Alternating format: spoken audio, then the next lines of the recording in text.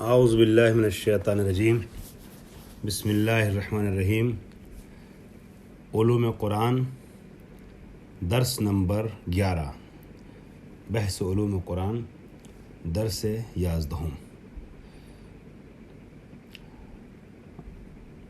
گزشتہ درس میں سورہ کے بارے میں اس اعتبار سے گفتگو شروع ہو چکی تھی کہ بعض سورہ قرآنی مکی ہیں اور بعض مدنی ہیں، اور کن سوروں کو مکی اور مدنی کہا جاتا ہے یہ بیان ہو چکا ہے۔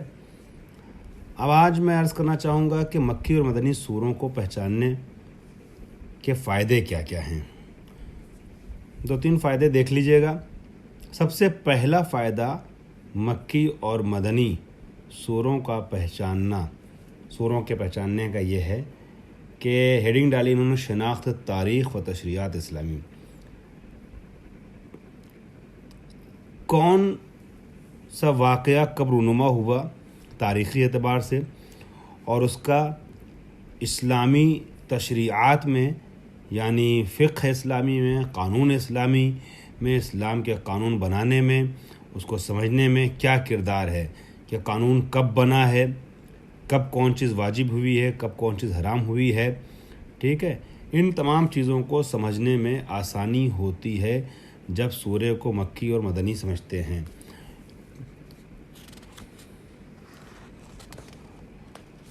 پتہ چل جاتا ہے کہ کون سا سورہ مکے میں نازل ہوا اور اس کا پس منظر کیا ہے، اور کون سا مدینے میں نازل ہوا اس کا پس منظر کیا ہے، کب قرآن کا کون سا سورہ نازل ہوا، اور کس کس اسٹیپ سے اور کس کس مرحلے سے قانون اسلامی جو ہے وہ تشریح پایا ہے، اس کی قانون سازی ہوئی ہے اسلامی امور کی۔ یہ ساری چیزیں سمجھنے میں آسانی ہوتی ہے جب مکی اور مدنی سورہ کو پہچان لیتے ہیں۔ اگر یہ بات آپ کے لیے ابھی واضح نہیں ہوئی تو نمبر 2 دیکھیے گا، جو اسی کا ادامہ ہے اصل میں، اس سے یہ بات اور کلیئر ہو جائے گی جو نمبر 1 میں کہنا چاہ رہے ہیں۔ یہ استدلال فقہی۔ قرآن کے مکی اور مدنی سورہ ہونے کو پہچان لینے کے بعد فقہی استدلال میں استفادہ کیا جا سکتا ہے، فقہی استدلال میں اس سے آسانی ہو جاتی ہے، کیونکہ فقہا نے استدلال فقہی میں مدنی سوروں اور مدنی آیات کی طرف مراجعہ کیا ہے، کیونکہ مکے میں جو آیتیں نازل ہوتی تھیں اس میں فقہ نہیں بلکہ اس میں زیادہ تر عقائد کی بحث ہوتی تھی، قیامت کی بحث ہوتی تھی، عذاب الہی کی بحث ہوتی تھی، توحید اور شرک کی گفتگو ہوتی تھی۔ فقہی جو بحوث واقع ہوئی ہیں یا پیش کی گئی ہیں وہ مدنی سوروں میں۔ ظاہر سی بات ہے نماز، روزہ، حج، زکوٰۃ، یہ ساری چیزیں جو ہیں واجب ہوئی ہیں مدینے میں آنے کے بعد۔ یہ ساری چیزیں فقہی بحوث جو ہیں وہ پھیلی ہیں، تو فقہی استدلال کو حاصل کرنے کے لیے مدنی سوروں سے استفادہ کرتے رہے ہیں فقہا، ٹھیک ہے۔ تو مکی اور مدنی سورہ کا سمجھنا استدلال فقہی میں بہت معاون اور مددگار ثابت ہوتا ہے، کیونکہ کبھی کبھی ایسا ہوتا ہے کہ مکی سورہ دیکھا گیا ہے اور مکی سورہ کا ظاہر یہ ہے کہ جیسے لگتا ہے اس آیت سے پتہ چل رہا ہے کہ یہ کسی حکم شرعی کو بتا رہا ہے، مگر ہم سمجھتے ہیں کہ حکم شرعی اس سے مراد نہیں ہے۔ کیوں؟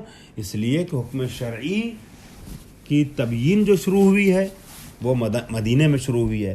تو اگر ہم کو یہ پتہ ہے کہ یہ سورہ مکے میں ہے، نازل ہوا ہے، یہ آیت مکے میں نازل ہوئی ہے، اور اس میں کوئی حکم شرعی سمجھ میں آ رہا ہے، تو وہ حکم شرعی ہم اس پر زیادہ توجہ نہیں کرتے ہیں اور اس آیت کو معیار بنا کر کے استدلال فقہی نہیں کرتے ہیں، اجتہاد نہیں کرتے ہیں۔ کیوں؟ اس لیے کہ ہم کو پتہ ہے کہ شرعی احکام کا نفاذ جو ہے وہ مکے میں شروع نہیں ہوا تھا، مدینے میں آ کے شروع ہوا ہے۔ یہ صاحب کتاب کا بیان ہے۔ تیسرا فائدہ کیا ہے؟ پاسخ بے بعضی از مسائل قرآنی۔ قرآن کے کچھ مسائل ہیں، علوم قرآنی سے مرتبط کچھ مسائل ہیں جس کا جواب اس وقت ہوتا ہے کہ جب مکی اور مدنی سورہ کو ہم پہچانتے ہیں۔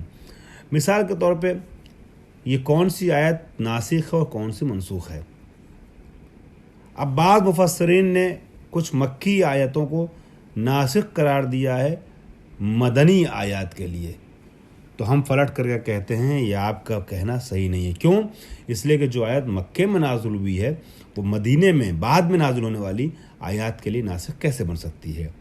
تو اس طرح کی قرآنی بحوث میں بھی استدلال کرتے وقت مکی اور مدنی سوروں کا پہچاننا یا مکی اور مدنی آیات کا پہچاننا معاون ثابت ہوتا ہے۔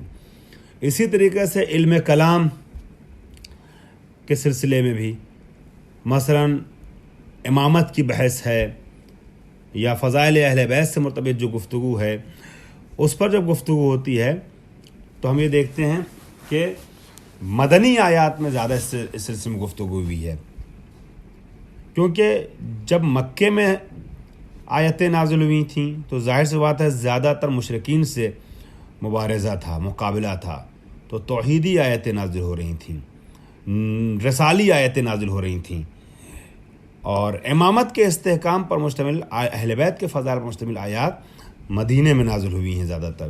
کیوں؟ اس لیے کہ اب یہاں یہ مرحلہ آ گیا تھا کہ امامت کے سلسلے میں گفتگو کی جائے اور نبی کے بعد ادامہ نبوت کی شکل میں کون سی چیز ہوگی اسے پیش کیا جائے۔ نمونے کے طور مثال کے طور پر ہم سورہ انسان یعنی سورہ دہر یا سورہ حلقہ ایسی سوروں کو ہم معیار بنا سکتے ہیں یا یہ کہیں کہ نمونے کے طور پر پیش کر سکتے ہیں کہ ان آیات میں کس طریقے سے امامت کے سلسلے سے اہل بیت کے سلسلے سے گفتگو کی گئی ہے۔ کیونکہ یہ آپ کو پتہ ہوگا کہ سورہ انسان کے جس کو سورہ دہر بھی کہتے ہیں اور ہم عام زبان میں اس کو سورہ حلقہ بھی کہتے ہیں، ٹھیک ہے، چونکہ پہلی آیت میں، اور معذرت چاہتا ہوں یہ جو درس نمبر 11 چل رہا ہے اس میں بیچ میں ذرا سا بریک ہو گیا، وقفہ آ گیا، کسی وجہ سے گفتگو کٹ گئی تھی تو میں اس کو آگے بڑھا رہا ہوں۔ اب یہ جو پہلے دن روزہ رکھا تو فقیر آ گیا اور اس نے کہا کہ ہمیں آپ جو ہے وہ عطا کیجئے کچھ، تو اللہ جو ہے وہ جنت کی نعمتوں سے آپ کو سرفراز کرے گا۔ انہوں نے اہل بیت نے اپنے سامنے کی غذا اس کے حوالے کر دیا فقیر کے۔ دوسرے دن ایسا ہی ہوا، پہلے دن غذا حوالے کر دی اور صرف پانی سے افطار کیا، دوسرے دن آواز آئی یتیم ہوں ہمیں عطا کیجئے، عطا کر دیا، سامنے کی غذا اس کو دے دی۔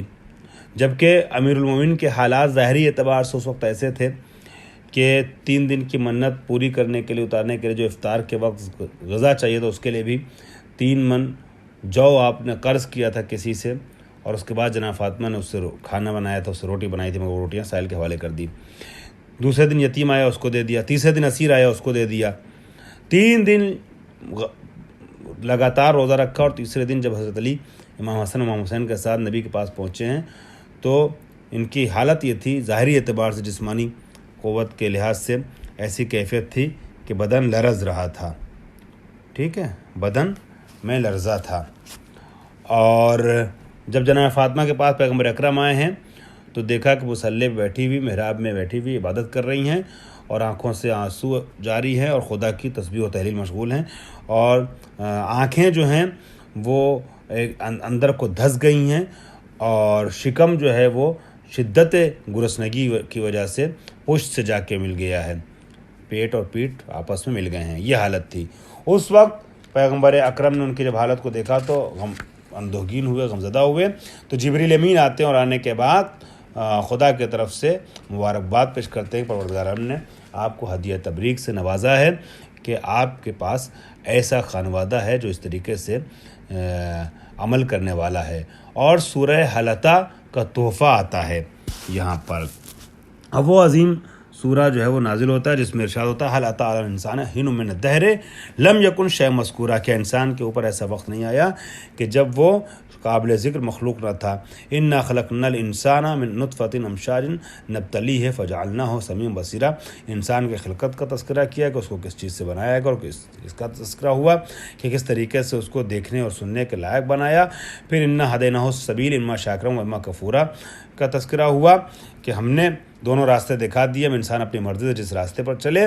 ان اعتدنا للکافرین سلا و اغلال و سعیرا، اس طریقے سے گفتگو کرتے کرتے پھر 2-3 آیتوں کے بعد آتی ہے یہ آیت نمبر 7، یوفون بالنذر و یخافون یوما کان شرہ مستطیرا، کہ انسان اور اللہ کچھ خاص بندے ایسے ہیں کہ جو نذر کو وفا کرتے ہیں، نذر کو ایفا کرتے ہیں، نذر کو پوری کرتے ہیں۔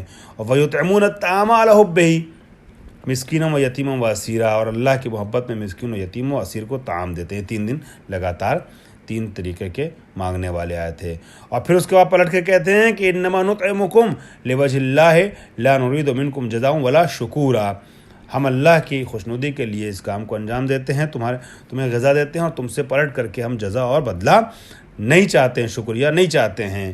ان نخاف من ربنا یوما عبوسا قمطریرا، قیامت کے دن ہم جو حالات ہوں گے اس کو دیکھتے ہوئے خوف خدا اپنے دل میں رکھتے ہیں، اور تمہیں ہم جو کچھ دیتے ہیں وہ سب صرف اور صرف اللہ کی خوشنودی کے لیے۔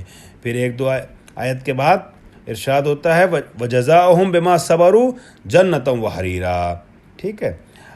اور یہ اہل بیت کا قصیدہ اس طریقے سے پڑھا جاتا ہے کہ ان کی جزا جو ہے وہ جنت ہے۔